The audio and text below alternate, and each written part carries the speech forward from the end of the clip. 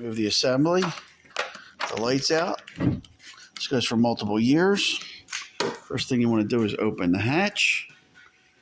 And if you look in here, there's these little covers. They cover the screws. You want to use here I'm using my finger, but you can use a little screwdriver.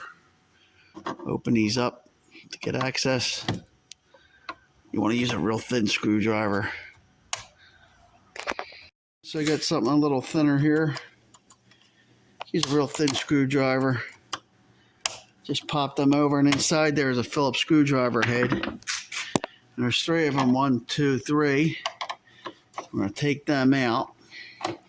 So not only do these screws hold it in, it's also pins, which I'll show you.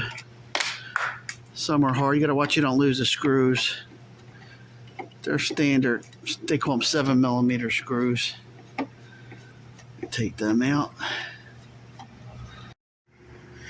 Alright, so once they're all 3 out, you just want to kind of wiggle it around. You want to use 2 hands. I'm doing this with 1 because there's little push pins in here. Sometimes I put my hand here and then I hit it like this. You want to hit it, but you don't want to break it, just enough to loosen it. You don't want to put any screwdrivers in here or anything. You just keep wiggling it. You see it came out. Right there, you can see the push pin there, push pin there. So there's 2 push pins. If you want to change the assembly, just disconnect the socket right here. You press this down, and you pull it.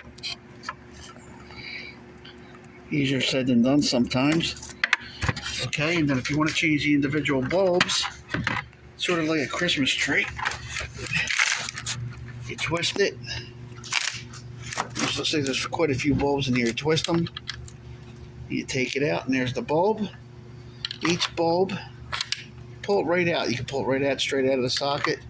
Each bulb has a number on it. You can call your local supply house and tell them what it's for. You can say what model year, and if it's for the brake light, stop light, or whatever, they'll know what bulb to get you. And that's it. If you want to put it back together and do assembly in, you just reverse it. You can change a light bulb on this in 3 minutes. Real quick. Joe Beermaster, thanks for watching, and I hope it helped.